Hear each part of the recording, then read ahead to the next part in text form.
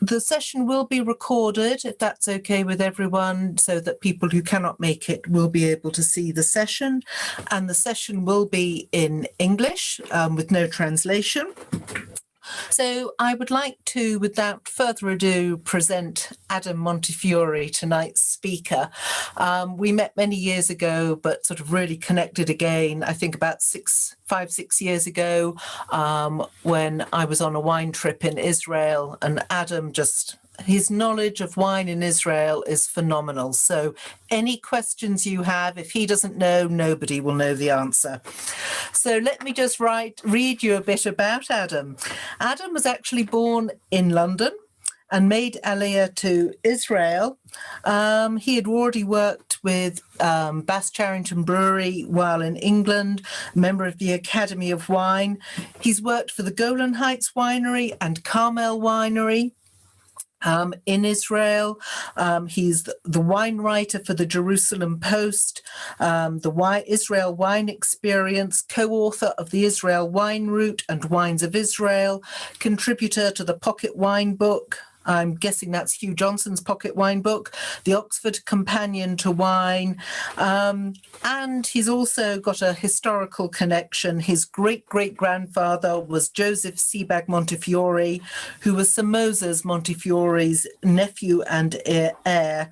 And I'm sure we're going to be hearing more about the Montefiore influence in Israel. And last but not least, I think even your children have carried on in the world of wine. So, as I say, welcome to Adam, a great expert on Israeli wine, and over to you. Well, thank you very much. Good evening, everyone. I've never actually been introduced by a master of wine before. There are only 400 in the world. And Elizabeth Gabay is the world expert on rosé. So I'm hoping she'll help me in all the difficult questions you're going to answer as well. But it's an honor and quite humbling to be introduced by her. I should be introducing her. Israel, well, Israel, I'm trying to connect it to the Mediterranean. And in wine, it's very easy because in Israel, we're very schizophrenic. People think that all Israelis want to be like the 51st state of America. In football, we play in Europe. Geographically, we're in Asia, but in wine, in politics, we're in the Middle East, that dreadful word which symbolizes all the sorts of terrible things going on in the Middle East. But in wine, we're really part of the Eastern Mediterranean. And the Eastern Mediterranean is basically the Mediterranean basin, part of the Fertile Crescent. And Israel has been part of this region, or the ancient Israelites to the modern Israel have been part of this region almost since the beginning of winemaking and wine culture. People forget we're a Mediterranean country. The Mediterranean runs the length of the country. Our climate, half the country, the climate is Mediterranean. And even though if you go to a lot of wine shops, you'll find us in something called kosher. I remind you that kosher is not a country and Israel's not an island. We're part of a wine region, and that is the Eastern Mediterranean. Now, in history, we have had the Canaanites in our region that in those days made the best wine in the world. We had the Phoenicians that were the best exporters and traders of wine. We had the ancient Israelites. In ancient time, there was a golden age of wine production. We had the Greeks that gave us the symposium, which is a great name for a glorified wine tasting. We had the Romans that gave us the banquet, which is matching wine with food and taking wine more seriously. Then we had the Byzantines. And finally, we had the Nabateans who taught us how to make wine in the desert. So we've had a lot of wine culture passing through from Europe, passing back to Israel, then we came to the Ottoman Empire. And the Ottoman Empire basically covered what the Brits like to call the Levant. No one outside Britain ever knows what the Levant is, but the Levant is really Lebanon, Syria, the Palestinian region, Israel, and even some would even say Alexandria as part of the Levant. So we were all part of the Ottoman Empire. and wine growing was not easy. In fact, it was frowned upon. A lot of wine grapes were grubbed up. But be sure that Jews and Christians, like the monasteries of Europe, always made wine. They never stopped making wine at home. For Jews, they needed it for ritual purposes, and Christians did as well. So it was really constant, but there wasn't a wine industry. And now we fast forward, bringing things close to home. That is Moses Montefiore. And believe it or not, he visited Israel 7 times. And in 1839, he wrote that Jews in Israel should return to agriculture. They should plant vines and olive trees, and they should work instead of living off charity. So that's something that we've heard of a few times since. Moses Montefiore was a great wine lover. He drank 1 bottle of wine every day. It's recorded. He lived to his 101st year. The evening he died, he drank 3 glasses of port, which I think is a great way to go. And he was a symbol, if you like, of the philanthropists going to Israel, seeing how crowded it was and seeing how poorly the Jews and how crowded it was and how poorly they lived. And this encouraged him to build the first neighborhood outside the city walls, which he called, by the way, Kerem Montefiore, Kerem Moshe Montefiore, Moses Montefiore's vineyard, and then his name was changed to Mishkanot Sha'anim. So Moses Montefiore was there at the beginning. The first winery that's recorded was Geneo in 1840 in Rehov Yehudim, in Yehudim Street in Jerusalem, in the old city. But the first winery that's still existing was owned by the Shaw family, and the Shaw family still exists. They have 5 wineries. The largest one is called Zion Winery. Probably the best is called 1848 Winery. And this is the patriarch, the grandfather, Moshe Shaw, with his grandchildren, which are the 7th and 9th generations, overlooking the planting of a vineyard. Now, interestingly, they had problems in getting a license to open a winery. The father who made Aliyah from the Ukraine was head of a yeshiva. And his son, who was called Yitzhak Galin, or Galin as sometimes they call him, wanted to found a winery, but he didn't have a license from the Turks. But his brother-in-law did, and his brother-in-law was called Baruch Shaw. So he took the family name Shaw, he took the license and founded a winery in the old city of Jerusalem in 1848. And this is the oldest existing winery in Israel. It was in the old city. They stayed in the old city for 80 years. But it wasn't a winery like we think of wineries today. It was a domestic winery. What that means is they made wine for home use, and then gradually they sold it to the other members of the family and then other members of the community. There was no kashrut, there were no labels, there were no bottles. Wines were sold in small casks.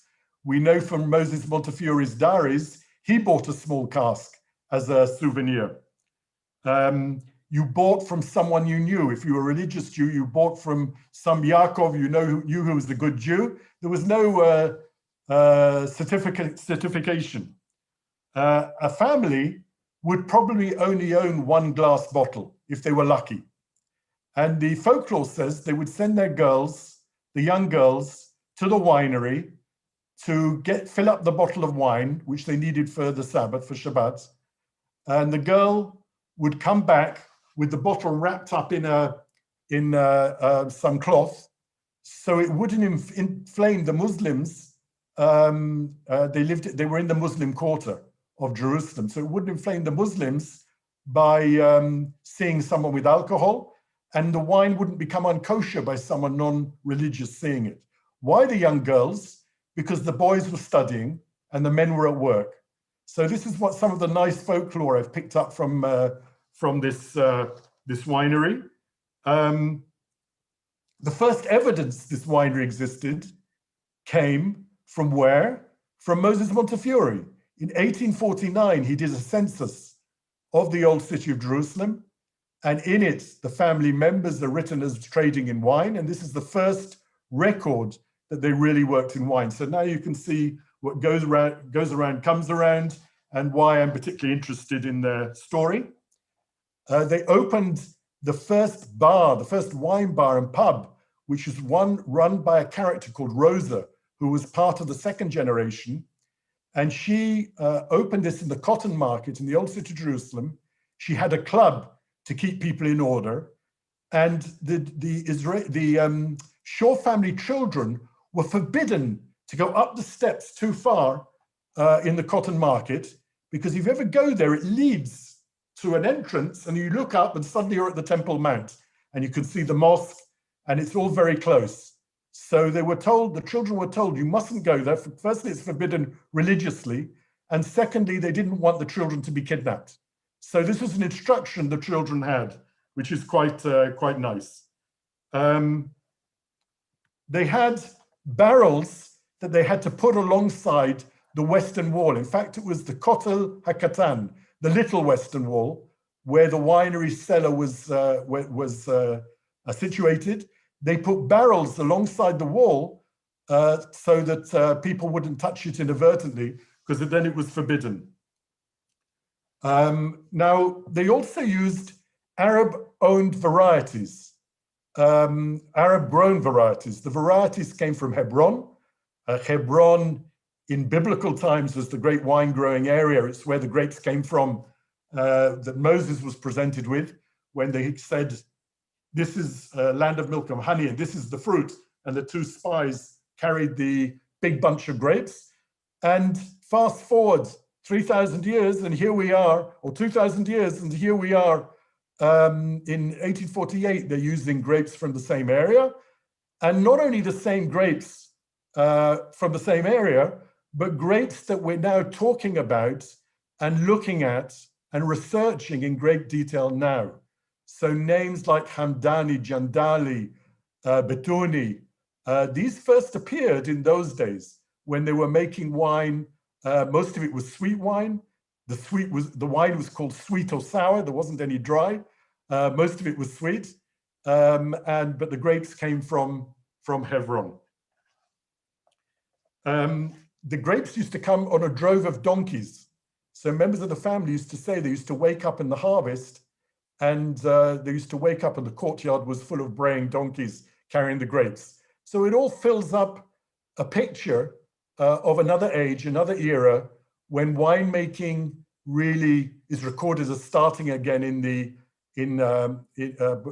Ottoman Empire part of Israel, or Palestine as it was called then. So there was wine before Rothschild. Most people think winemaking in Israel began with Rothschild. This is the example that there was wine before Rothschild.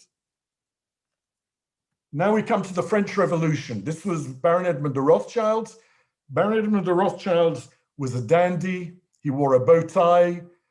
He was a big art collector. His collection's in the Louvre until today. He was the third son and therefore wasn't so involved in the family business, which was the bank and the winery. And the winery was Chateau Lafite. Now, Chateau Lafite is arguably the most famous winery in the world. If you had to say one winery was the most famous, it would be Chateau Lafite. Just by chance, Baron Edmond de Rothschild, the great philanthropist who did so much for Israel, was a part owner of Chateau Lafite. He was approached by the Jews who made the first Aliyah in 1882. They were starving. They were religious people who were idealistic. They didn't know how to farm. They came unprepared. And what do you do in that sort of situation? You look for the first sugar daddy you could find. And they found Baron Edmond de Rothschild, a rich Rothschild from Paris. And he did what all rich philanthropists do. He signed a check. He sent some money. He sent an agronomist to survey the country in December 1882. And then that was it. And the agronomist came back with a report which said, are you crazy? This is the Eastern Mediterranean. Read the Bible. You should have to plant grapes. You have to plant vineyards and olive trees. You're part of the Mediterranean. So eventually, that's what they did.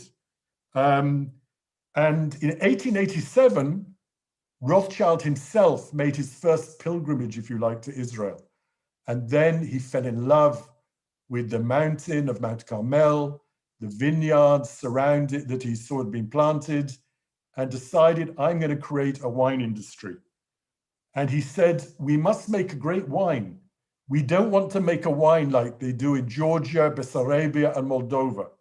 These were apparently the mass market wines of those days, countries of those days. And he was right, because Israel, even today, can't compete with the supermarket wines. We don't produce enough, and our wines are too expensive.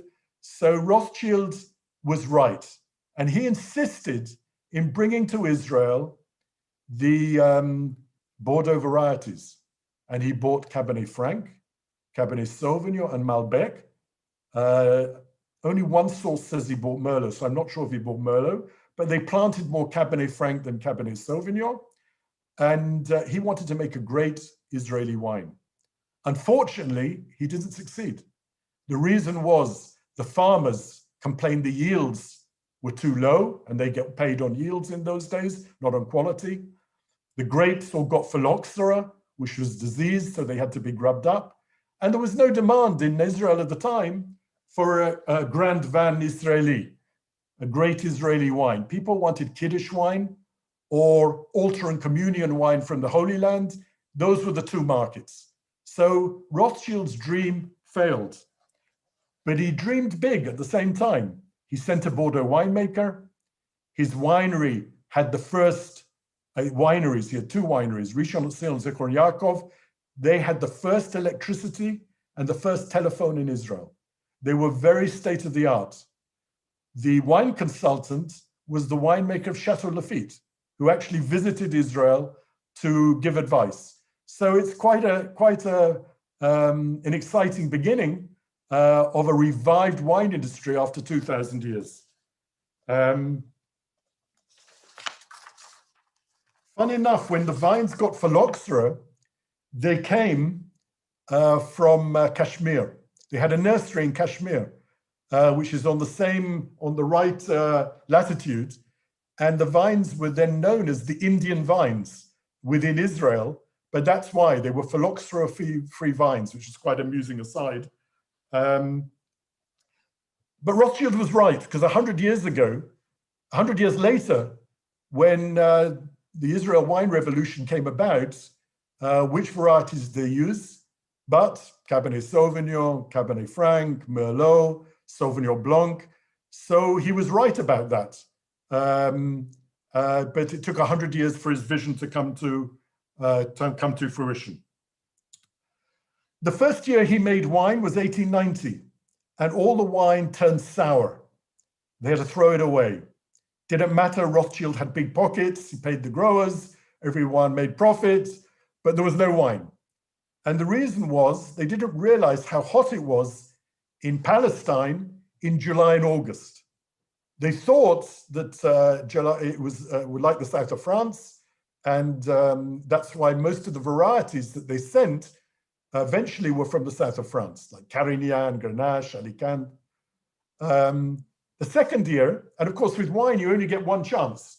So you make a mistake and you have to wait till the next year to correct it. So the second year, they bought an ice machine from Egypt, and they bought a massive ice machine, put great blocks of ice in bags inside the barrels, which were open barrels to bring the temperature down fermentation. It didn't work. Again, most of the wine was lost. The third year, they made rudimentary spiral pipes running cold water through and put it in the barrels to try and bring the temperature down. It worked better, but Rothschild realized he had no alternative but to build deep underground cellars, which you can see in the picture. These underground cellars were 50 yards long. They were built by a Templar called Schumacher, no relation to the racing driver. And if you go and see the Templar in Serona, if you go and see the Templar whiskey bar or the Templar restaurant underground at Serona today, you'll see their place is built in exactly the same format. They built it from sandstone. which crumbles when you touch it to today. If you run your hands down the wall, it crumbles, but it's very strong.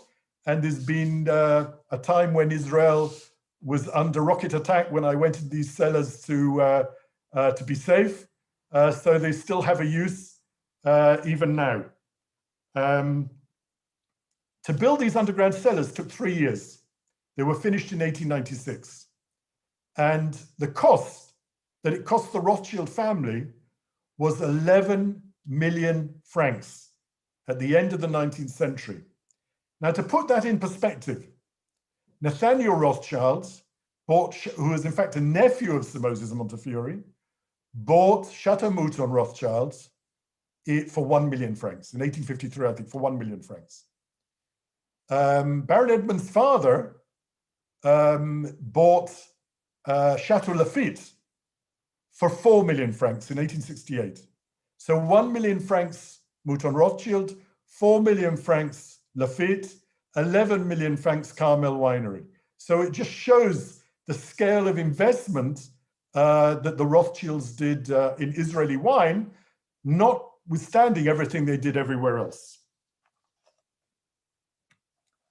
Now, a fact that most people won't know is that 3 prime ministers of Israel have worked at Carmel Winery, which is the historic winery of Israel. And I've been in Israel 30 years, and I lecture a lot about wine. And it's no secret who the 3 are, because I tell everyone every time I talk about it. But still, every time I ask anyone, and how many prime ministers have been? There have been about 13 prime ministers. Still, every time I ask, there is not one person that straight away says the 3 names. So it's quite amusing. It's something that doesn't stick. So the first name, there's no secret. You can see David Ben-Gurion in the picture. He worked in the winery in 1907 at Rishon LeZion. And there's a few things interesting about this. He worked in the winemaking, but he's not a religious Jew.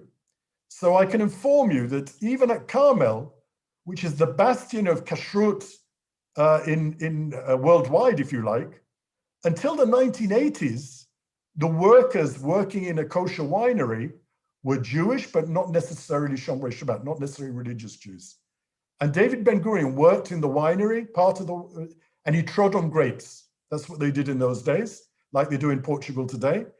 And he bet his fellow workers, being a very competitive guy, that he could stand on the grapes, tread on the grapes, stomp on the grapes, they say, longer than anyone else. And the story goes, he did it for 3 days in a row, and he won his bet.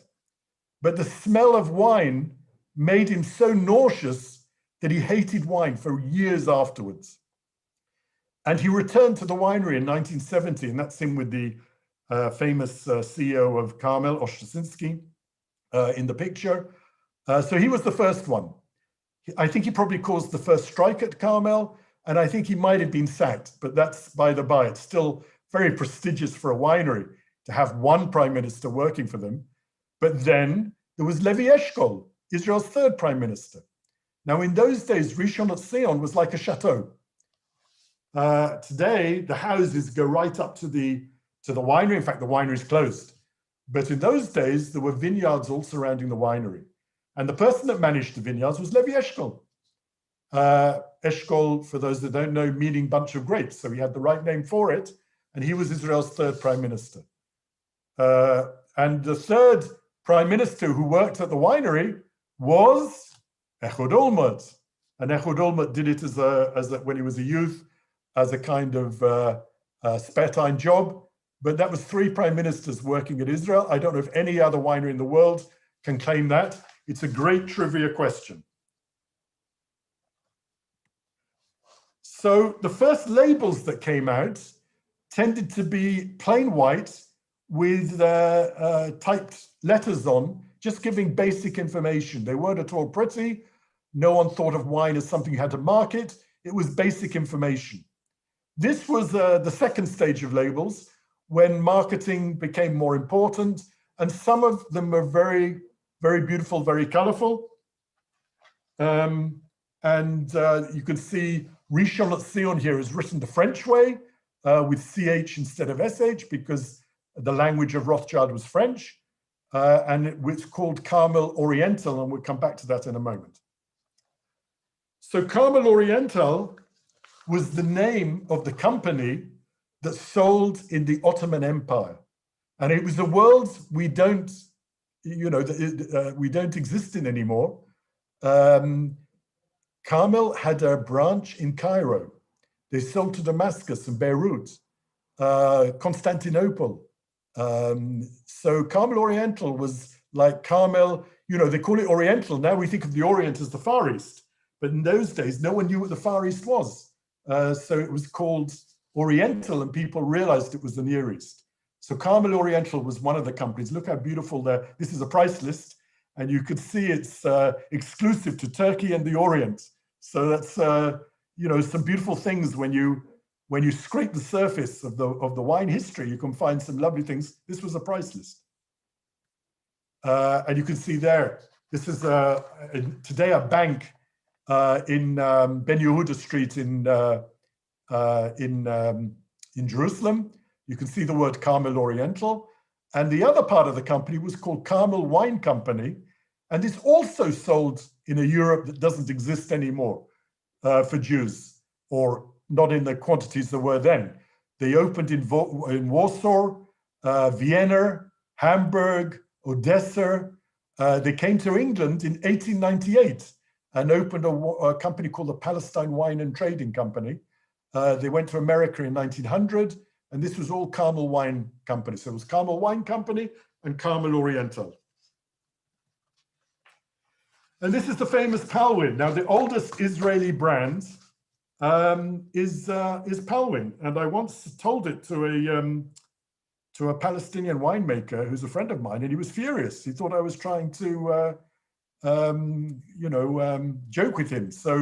But Palwin is short for Palestine wine. And those of you who buy Palwin today know there's one wine, one number. Most of us in our youth had 4 numbered wines. Well, pre-state, there were about 30, and they all had different numbers. Why did they have numbered wines? So the new immigrants from Eastern Europe could go in and say, I want number 10, or I want number 20, instead of having to pronounce the name of the wine.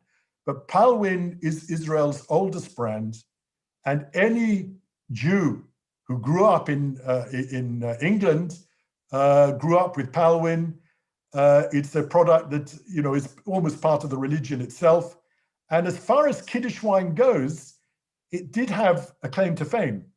It was made with no added sugar, and they used a mistel and concentrated grape juice for the sweetness. So it was purer and more made a different way to most of the Kiddush wines. So even if you buy it today, you're drinking a bit of history. And that's what the bottles looked like in the old days. You can see the closure. I have one of these bottles close to me here. And you can see the grape varieties Carmel Alicante. It's got Palwin inside a Star of David. It's got Rishon LeZion underneath that. So it had all the Carmel brands, Carmel, Palwin, and Rishon LeZion on the label. So it tells a story which anyone who's British knows about. That's Palwin. So let's fast forward to the state of Israel. The first varietals came out in the 1970s. And Carmel then was the main winery, 85% of the market, so it stood to reason they would do it. And in 1976, they came out with this wine, the Carmel Special Reserve 1976. The winemaker was Freddie Stiller in the picture. The grapes came from where? They came from the center of Rishon LeZion, which is now built up. People realized that real estate is more profitable than vineyards, and these valuable vineyards were ripped up. And he wanted to make a fine wine. In those days, wines weren't aged in small oak barrels. They were aged in large barrels, if at all. So Freddie Stiller made brandy, and they bought casks from Limousin, which are the casks you buy to age brandy. He didn't have a budget to buy barrels, so he used some of his Limousin barrels. This is what the folklore says, and you shouldn't spoil a good story by the truth. He used Limousin barrels to age his red wine, and it was the first, most long-lasting, it lasted about 20 years. It really was drinking well, and it was the first international style made wine, aged in small oak barrels. It was before the Israel wine revolution really took off, but it was certainly a watershed milestone, and had a nice story to it. Then the Golan Heights Winery was formed, and the only reason I'm using this picture is because Peter Stern, there aren't many pictures of him, and he's the handsome one on the left. The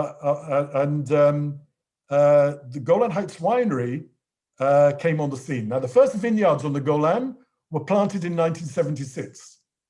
And this was the first time that Israeli wine moved eastwards or northwards in search of higher altitude, because Rothschilds built Israeli wine industry on the coast, on the southern hills of Mount Carmel and the valleys surrounding the Mount Carmel, and southeast of Rishon LeZion. So the Golan Heights Winery was the first to plant vineyards on the Golan Heights. The Golan Heights is 1,200 meters above sea level. It's a plateau, it's volcanic, perfect for growing fine wine. In '83, they wanted to open a winery, and there was no expertise in Israel. They wanted to find an expert. So they went through the book of winemakers at Davis, found the name Peter Stern, and thought, we found a nice Jewish boy. He can guide us. So they contacted Peter Stern. It turned out that he wasn't Jewish, but for 20 years, he was the wine consultant for the Golan Heights Winery. And another 5 years, he was the consultant for Carmel Winery. And he was also the winemaker for Herzog Winery.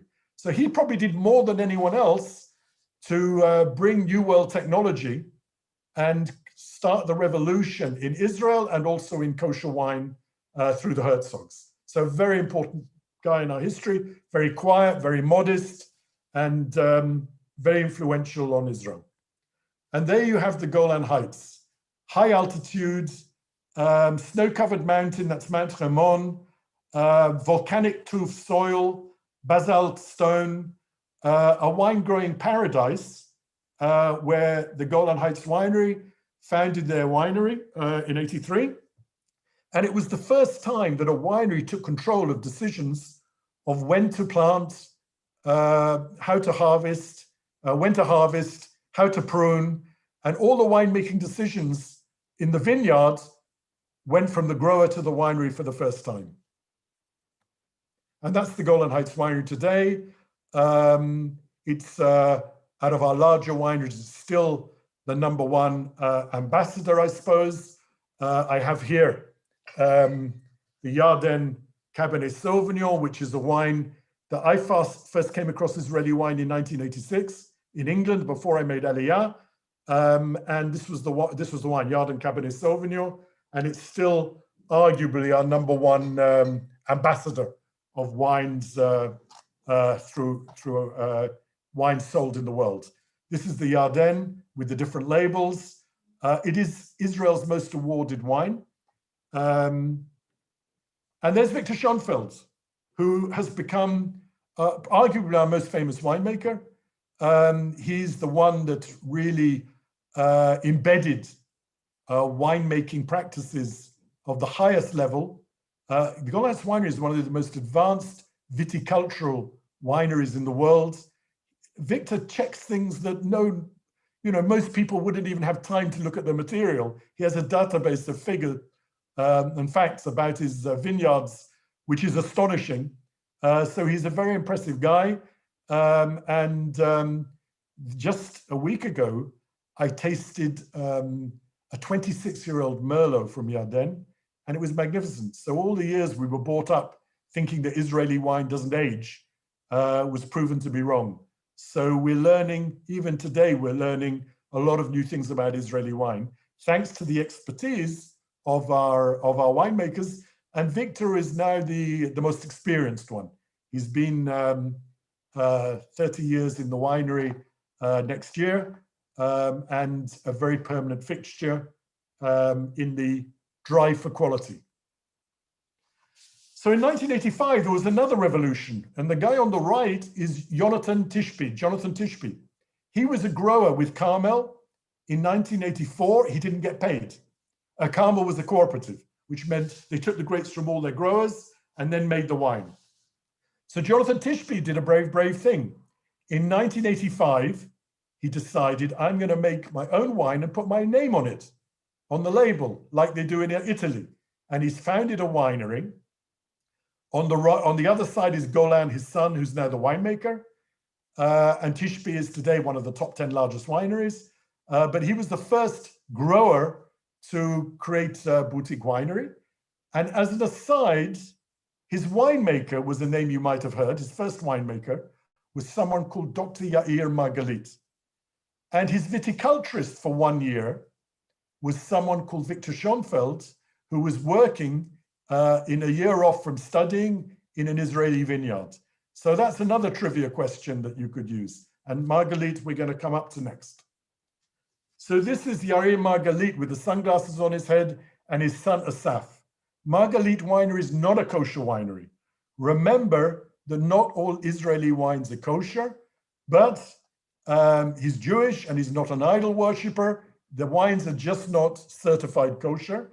And he's probably the finest of the kosher wineries in 1918, of the non-kosher wineries. In 1989, he made a barrel or two and was the first quality boutique winery in Israel. He was also a consultant. He also did wine courses. He helped other boutique wineries start.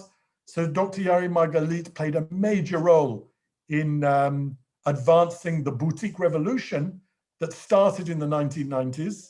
His son Asaf has been the winemaker since the year 2000. And in my view, the wines are better than they've ever been. They're most famous for Bordeaux varieties. Margalit is situated today in Binyamina, which is just south of Zichron Yaakov and Mount Carmel.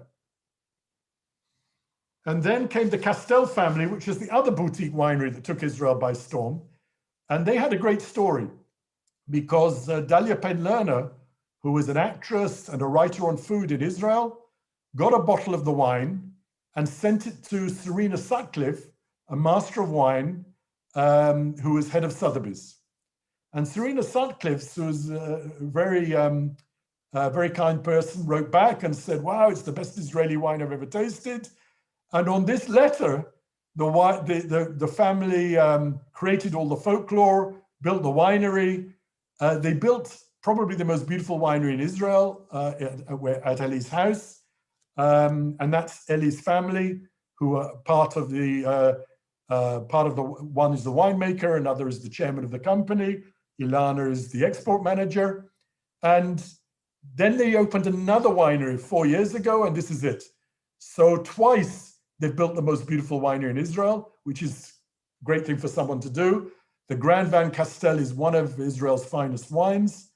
And they did something very important in 2003. They went kosher.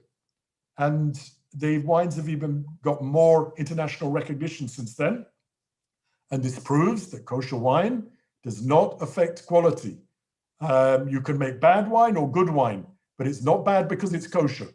So, and Castel Winery proves it. So it's called Domaine du Castel.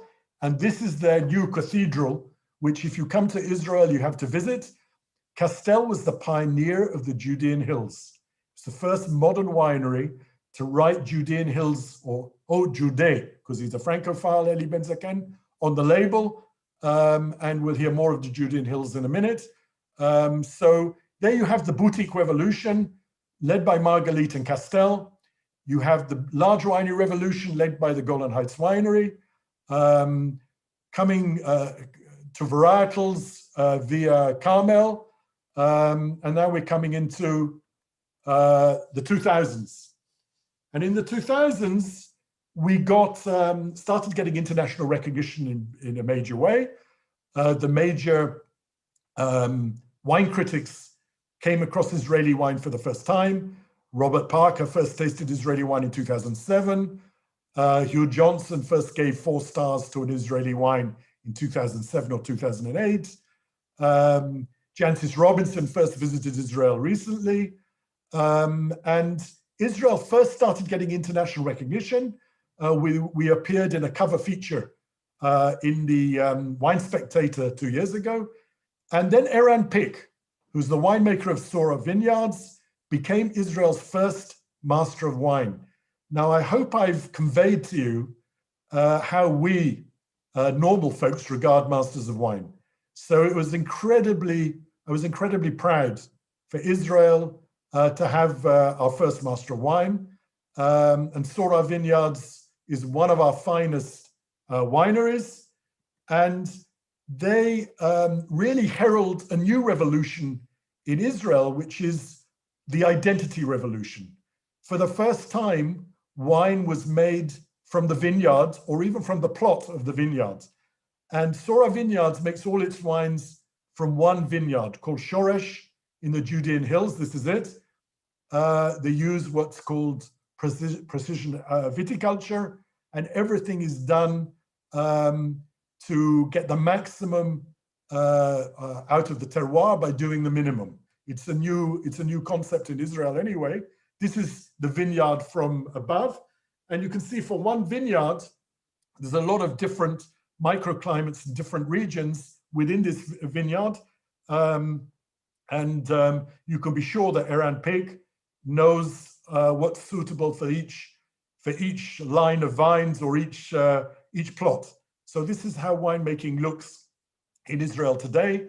Less attention on varietals, more blends, and more blends in the kind of wines like Southern Rhone style, which Israel is becoming quite good at. And they formed something called the Judean Hills Quartet, which is a consortium of 4 of the best wineries in Israel. And the idea is to advance the region and talk about the region. So instead of talking about the winery, instead of talking about the country or their own brand, suddenly we're talking region in Israel. And soon we'll be talking about comparing the wines of the Galilee and the Judean Hills and the Negev Desert, and they'll all be different. So this is what I call the identity revolution, which is we're midway now, and in 10 years' time, we could be in a totally different place. These are the 4 musketeers. There's Eran Pick from Sora Vineyards, Eli Ben-Zaken Castel, Doron Ravon from Sfera, and Golan Flam from Flam Winery. I'm just coming to an end because I can see we're nearly up for time. And the other thing that's happening in Israel at the moment is these old varieties that we talked about at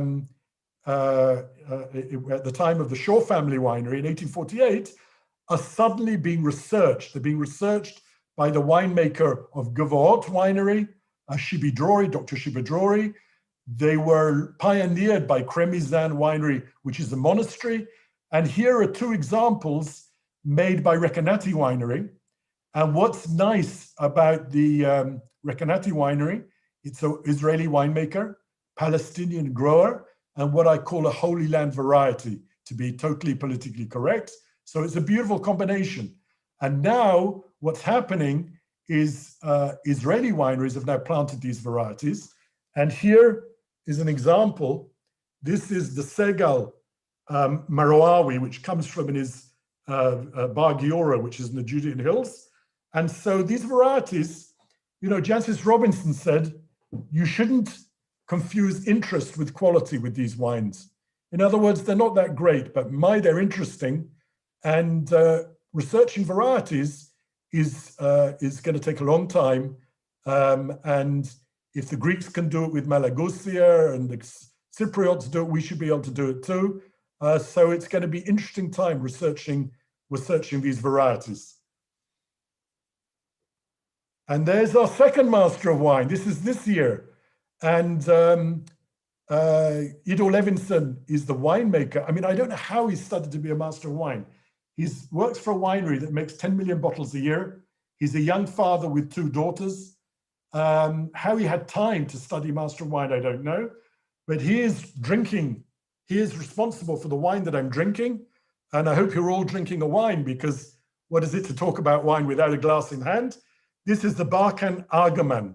Now, Argaman is an Israeli variety, and it's super. This is a very gluggable, quaffable wine. Argaman Barkan. You could have the Argaman Jezreel Valley, which is also very good. I just couldn't find it in the shop today when I wanted to buy an Argaman. Ido Levinson, second master of wine, works for our biggest winery. And he is responsible also, apart from putting into practice these, what we call ancient varieties, he's also very responsible for leading the drive to Mediterranean varieties. So we have returned to Mediterranean varieties, Mourvèdre, Grenache, Old Vine Carignan, and Ido Levinson is one of those that's leading the drive for Mediterranean varieties. Again, what goes around comes around. So in Israel, we have enormous variety. We have the snow-covered Golan Heights, which is the coldest wine region. We have the desert.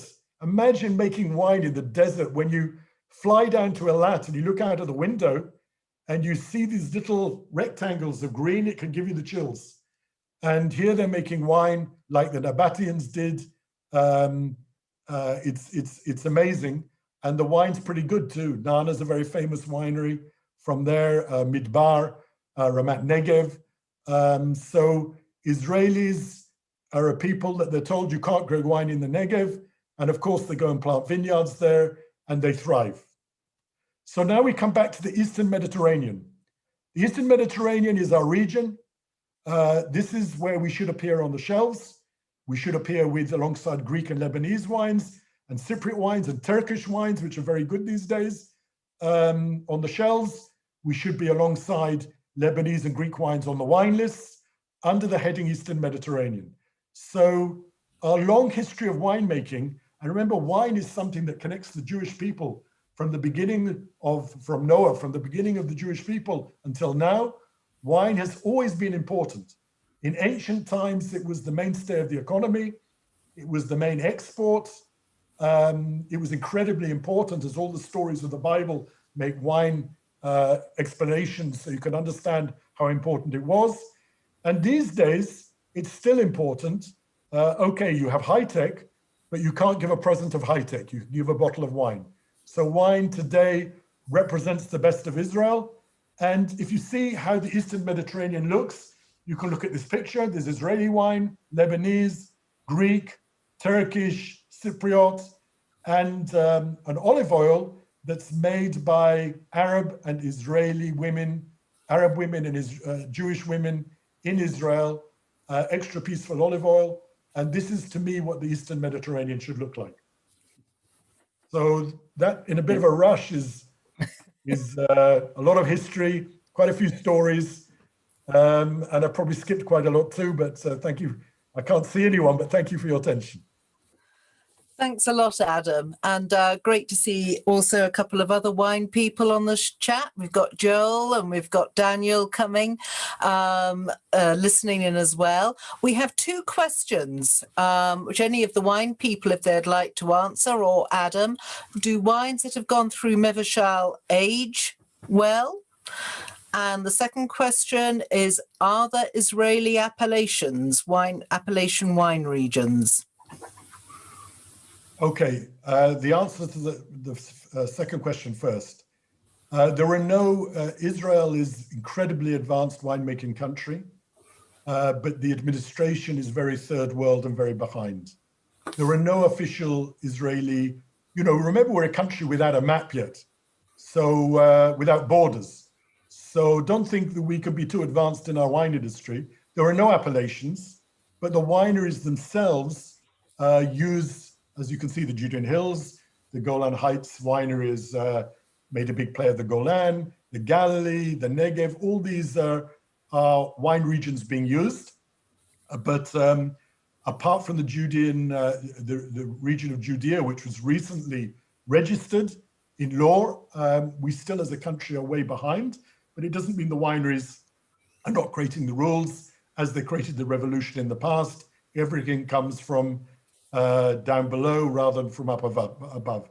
So I think we'll be hearing a lot more of the regions in the future. As regarding Mevushal wine, for those that, or as you say in Yiddish, Mevushal, this is flash pasteurized wine. Once they used to literally boil it. Today they flash pasteurize it, which is bringing it up to a certain temperature and then reducing it very quickly. It has less bad effects than it used to. But the best way I can answer you is to say most of the top wineries in Israel, their best wines are not Mevushal. They're not flash pasteurized. So there are those who use them. Let me go back to Peter Stern. Peter Stern was the winemaker, as I said, of Herzog Cellars, and he was also the consultant to the Golan Heights Winery. When he was at the Golan Heights Winery, he used to say, you mustn't pasteurize, it damages the wine, you know, and Golan Heights Winery has always been against it. When he worked for Herzog, someone else was paying him, and he said, but if you pasteurize, it releases flavor compounds, it's good for the aroma, doesn't cause any damage at all. So you can believe, it depends who's paying you, and you can believe what story you want. In short, if you need Mevushal wines, then you can drink them and know they're a lot better than they used to be. But if you don't, then you can drink unmevushal, not Mevushal wines. Most Israeli wines will say on the back label, Mevushal or Lo Mevushal, which means not Mevushal. And if you look at the top Israeli wineries that happen to be kosher, and remember, they're making quality wines that happen to be kosher. They're not something we call kosher wine. You know, kosher is not a bad thing for a winery. It's just something that's added. You've got vegan wines and you've got kosher wines. You've got wines from sustainable vineyards, and all these are added pluses. So there are those that make kosher wines who choose not to make their main wines mevushal. And I think that's the answer, gives you the answer. I'm afraid we're going to have to finish now. Absolutely amazing, Adam. Thanks a lot. That was a real condensed history with lots of trivial questions that we can now answer. Can I ask you to hang around and answer some of the questions on the chat box for a bit longer, because there are a few more questions coming up. And I'm just going to put in the... everyone, if you've enjoyed this, we do have details of donations if anyone would like to donate to Limud. Hopefully we can do this again next year, but that was absolutely brilliant, and I could see Joel writing notes arduously throughout the presentation, so we should be seeing some good quotes coming through on future things. So